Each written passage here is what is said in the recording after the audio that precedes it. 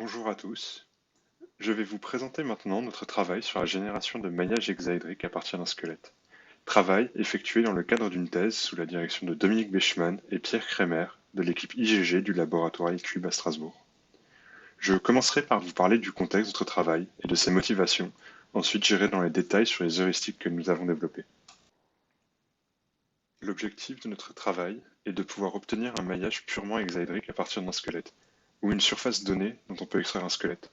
Ce genre de maillage est prisé pour la simulation physique pour ses propriétés, donc nous souhaitons pouvoir en produire, préférablement le plus simplement possible. Un nombre conséquent de méthodes de génération de maillage généraliste existent déjà. Elles produisent un maillage volumique quelle que soit la géométrie du domaine. On a par exemple les polytubes, les CVT en distance LP, les fronts avançants, le plaquage de gris, etc. Ces méthodes s'appliquent à n'importe quel domaine, mais auront souvent des défauts incontournables, tels que des éléments de qualité variables, des mailles polyédriques autres que des hexaèdres, et un faible contrôle sur le résultat final. Et, en plus, souvent une complexité très élevée. Nous nous sommes donc intéressés à trouver une méthode optimisée pour un type de domaine spécifique, les domaines à la géométrie tubulaire représentables par un squelette. Le nombre de méthodes de génération de maillage spécialisées pour les objets tubulaires guidés par le squelette est limité. Il existe quelques méthodes de génération de maillage surfacique, mais une seule volumique par Livezou et al. Cette méthode, schématisée à droite, consiste à placer un élément hexaédrique sur chaque embranchement du squelette, le partitionner en fonction des branches incidentes, et ensuite de l'extruder. Certaines propriétés de cette méthode ne nous plaisent pas par contre, telles que la nécessité d'une résolution globale de la découpe des éléments d'embranchement, comme vous pouvez le voir sur les images B et C à droite, entre la paume et le poignet, mais aussi l'apparition d'asymétrie sur des éléments symétriques, comme indiqué en rouge sur l'image, et finalement un problème pouvant apparaître au niveau des cycles dans un maillage qui peut forcer des choix de fermeture. Notre objectif était donc de développer une méthode ne présentant pas ces propriétés que nous trouvions indésirables. Je vais maintenant vous expliquer un peu plus en détail la problématique de génération de maillage à partir d'un squelette. On va commencer avec des exemples de génération de maillage quad en 2D pour simplifier les choses. Donc, en 2D, l'épaississement des branches est trivial comme vous pouvez le voir. On ajoute simplement un quad par arête. Pour gérer les embranchements, on peut simplement ajouter un polygone sur l'embranchement sur lequel on vient connecter les branches. Pour obtenir un maillage purement quad à partir de ça, on subdivise simplement ce polygone et on bisecte les branches. Alternativement à l'ajout d'un polygone, on peut aussi tisser les branches bisectées et fusionner les sommets ajoutés sur le point d'embranchement. En 3D, par contre, le problème n'est plus aussi trivial. Premièrement, pour le degré de la section d'une branche, il va falloir faire un choix. Veut-on une section triangulaire, quadrangulaire ou autre? Ensuite, pour gérer les embranchements, veut-on ajouter un polyèdre sur l'embranchement? Comment va-t-on le subdiviser? Comment limiter le nombre de sommets régulés? Comme vous pouvez le voir, un certain nombre de questions se posent. Les travaux de Panatopoulou et al. Proposent une méthode pour partitionner une sphère en quad. Théoriquement, il est possible de diviser la surface d'une sphère en n quad, ce qui peut être vérifié simplement avec la formule d'Euler. Cette solution va nous permettre de générer sur les embranchements, à partir des branches incidentes, un polyèdre avec des faces quad sur lequel venir connecter nos branches, ce qui fixe le degré de la section des branches à 4. Maintenant que nous avons un polyèdre pour l'embranchement, il faut encore l'associer aux branches et déterminer leur structure. Décomposer une branche de section quad en hexaèdre est trivial, et il existe une méthode pour obtenir une décomposition hexaédrique d'une sphère partitionnée en quad, mais c'est un problème combinatoire complexe et très long à utiliser. Nous avons donc choisi de trouver une solution alternative. Donc, nous étendons notre méthode alternative vue sur l'exemple 2D en subdivisant les branches de section quad en 4 hexaèdres et en fusionnant les sommets centraux sur le point d'embranchement. La partition de la sphère nous servira donc juste d'échafaudage pour la topologie et la géométrie, ce qui constitue le point original de notre méthode. Donc, à chaque sommet du graphe squelette est associée une partition de sphère servant de surface de connexion. Les sommets de valence 1 et 2 se verront attribuer un quad topologique, équivalent d'une sphère partitionnée en deux. Ensuite, à chaque arête du graphe, on va pouvoir effectuer un épaississement en ajoutant à chacune un tronçon de 4 hexaèdres, que l'on va associer aux surfaces de connexion incidentes. Les tronçons seront ensuite connectés entre eux à l'aide de la topologie de nos partitions de sphères. Voilà un exemple du processus sur un embranchement et le même processus sur un maillage complet. Je vais maintenant aller plus en détail sur les différentes étapes du processus. Dans un premier temps, la partition de sphère. La méthode de Panatopoulou et al. Nous a mis en difficulté sur les cas non planaires. Elle fonctionne très bien pour partitionner les cas planaires en quartier d'orange, mais les cas plus complexes avaient tendance à produire des topologies présentant des défauts. On va donc travailler sur une méthode alternative pour gérer les embranchements complexes. Avec notre méthode, à partir des points d'entrée des branches, on va construire un maillage dont tous les sommets sont de valence 4. On part des points d'intersection des branches avec la sphère. On commence par construire la triangulation de Delaunay des points d'entrée et on effectue un remaillage pour modifier la valence des sommets et les amener tous à 4. Une fois le remaillage terminé, le dual de ce maillage est notre partition en quad. Tous les sommets étaient de valence 4, donc toutes les faces du dual sont des quads. Pour ce remaillage, l'objectif est d'avoir uniquement des sommets de valence 4, afin que le dual soit une partition en quad. Le nombre de points d'entrée, ou sommets, ne doit pas être modifié, leur position sur la sphère non plus. Donc notre remaillage ne concerne que la topologie par l'ajout et la suppression d'arêtes. Initialement, nous procédons avec une triangulation de Delaunay des sommets. Les valences seront ainsi toutes supérieures ou égales à 3, comme le montre la triangulation de Delaunay à droite. L'algorithme procède ensuite en deux étapes. À l'étape 1, nous commençons par réduire la valence des sommets supérieurs à 4 en supprimant des arêtes reliant deux sommets de valence supérieure ou égale à 4. À l'issue de cette première étape, il ne restera plus que des sommets de valence 4 et un nombre pair de sommets de valence 3. La parité du nombre de sommets de valence 3 peut être prouvée par la formule d'Euler comme expliqué dans l'article. À l'étape 2, nous supprimons ces paires de sommets de valence 3 en éditant la topologie entre les deux sommets.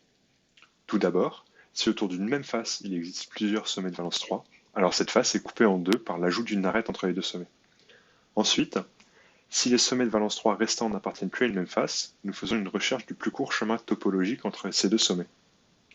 Ces chemins sont composés d'un sommet de valence 3, suivi de n sommets de valence 4, et finissent par un dernier sommet de valence 3.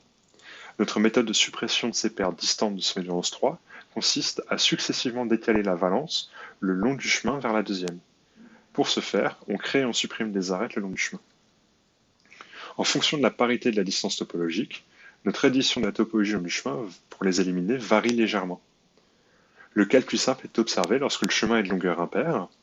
En ajoutant une première arête, on donne une valence 4 à la tête du chemin et une valence 5 au sommet suivant. Pour ne pas recréer de sommet de valence supérieur à 4, il faut donc supprimer l'arête suivant du chemin, recréant ainsi un sommet de valence 3, mais avancer de 2 pas sur le chemin. En répétant cet ajout et suppression d'arêtes, on va pouvoir décaler la valence 3 jusqu'à l'autre bout du chemin et finir avec les deux sommets côte à côte, c'est-à-dire une paire de sommets de valence 3 appartenant à une même face que l'on pourra supprimer comme expliqué précédemment. Le cas des longueurs paires, lui, requiert simplement une étape de plus, l'ajout et la suppression d'une arête vers un sommet incident au chemin, comme vous le voyez à droite, pour ne décaler la valence que d'un pas, et on revient ensuite à la gestion d'un chemin de longueur paire. Notre seul critère pour la priorité de ces opérations, autre que la valence, est un critère d'angle.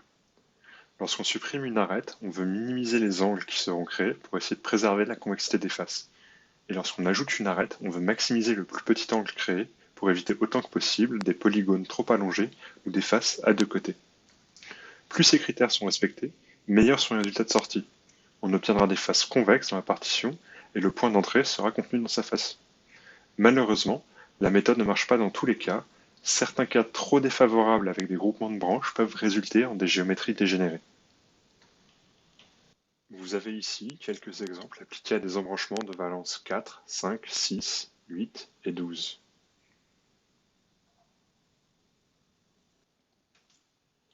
Une fois que les surfaces de connexion sont construites pour tous les sommets, comme sur l'image, la topologie de l'échafaudage est complète. On construit pour chaque arête du squelette un tronçon volumique composé de 4 hexaèdres que l'on associe à l'arête. Pour connecter les tronçons entre eux, chaque hexaèdre est associé à une arête de la surface de connexion incidente. Une fois tous associés, chaque arête des surfaces de connexion connaîtra les deux hexaèdres voisins et nous permettra de les connecter. La géométrie est générée et propagée depuis les embranchements complexes selon les branches, via un repère de construction, par une méthode de minimisation de torsion, Rotation Minimizing Frame, en particulier la méthode dite de la double réflexion, qui est simple et efficace. Ensuite, la torsion entre embranchements complexes est répartie le long de la branche. La méthode proposée permet de générer un maillage volumique grossier. Un certain nombre de post-traitements pourront lui être appliqués pour améliorer la qualité des mailles, tels qu'un épaississement du maillage pour n'exposer qu'une face par hexaèdre à l'extérieur, une subdivision transversale de l'axus-squelette, une subdivision longitudinale de l'axus-squelette, ou encore des optimisations de la géométrie interne du maillage. Maintenant que nous avons un aperçu des détails de l'algorithme, je vais vous décrire l'ensemble du processus. En entrée, nous avons une surface. On extrait de cette surface un squelette. Ce squelette, au milieu, est suréchantillonné par rapport à nos besoins. Donc on effectue un rééchantillonnage en utilisant une méthode inspirée de Livezou et al. Pour le simplifier et l'adapter à nos besoins. Pour chaque sommet du squelette, on construit des surfaces de connexion, notre échafaudage, on construit et on connecte les tronçons, et on obtient notre maillage grossier de niveau 0.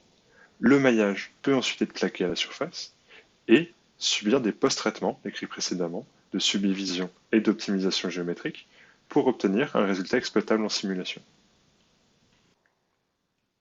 Notre méthode a quelques propriétés qui nous semblent pertinentes. Toutes les étapes sont localisées à un type de cellule. D'abord, on traite tous les sommets du graphe, puis toutes les arêtes, tous les éléments de connexion, etc. Il est donc très facile de le paralléliser. On a aussi une bonne maîtrise du nombre d'éléments qui vont être créés.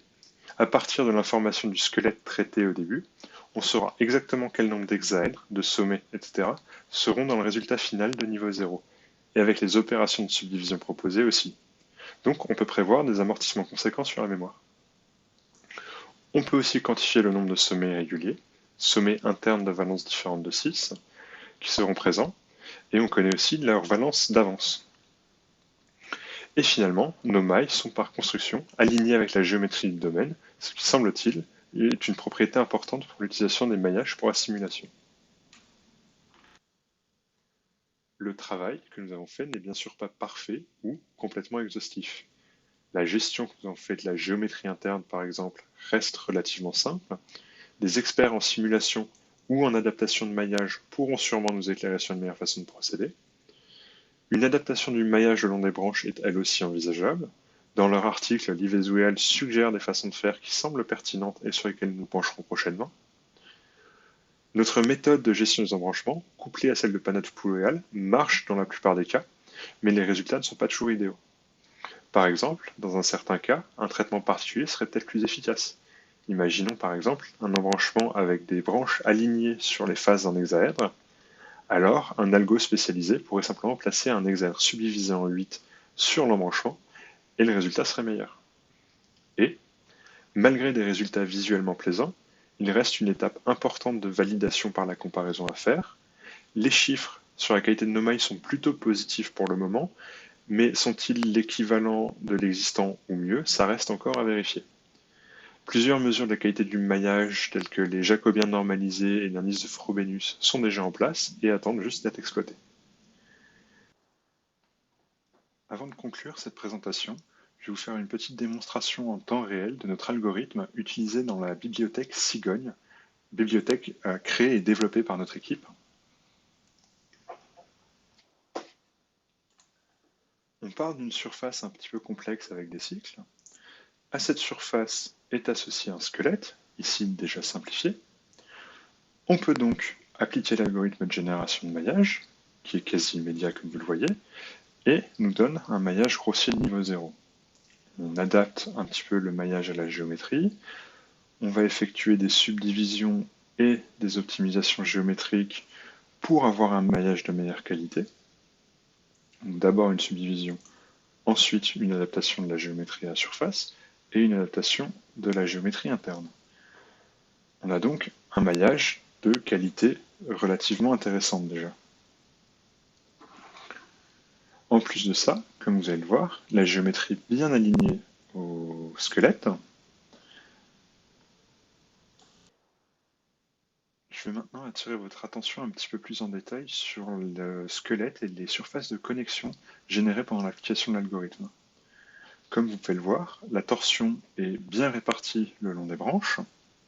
Les surfaces sont créées de façon symétrique sur les différentes branches symétriques.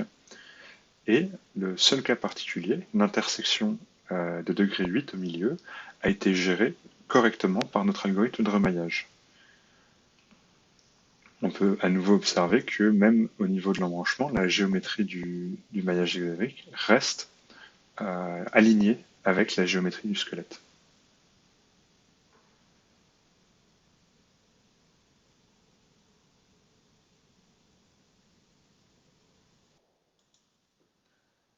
Voilà un deuxième exemple avec une surface et le squelette que l'on a extrait de la surface. On va commencer par rééchantillonner le squelette pour avoir quelque chose qui est plus adapté à nos besoins. Le squelette rééchantillonné a un attribut de rayon qui provient de la surface dont le squelette est extrait. On va maintenant du coup pouvoir appliquer l'algorithme de génération de maillage sur ce squelette rééchantillonné. Le calcul est à nouveau quasiment immédiat. Donc on obtient maintenant le maillage de niveau 0 et on va pouvoir commencer les post-traitements, comme le plaquage sur la surface et ensuite quelques subdivisions et optimisations géométriques.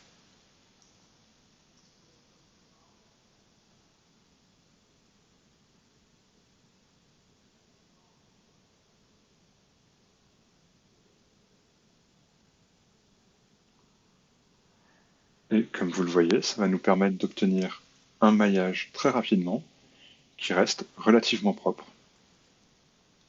même si l'optimisation géométrique, une fois la subdivision effectuée, prend un petit peu de temps.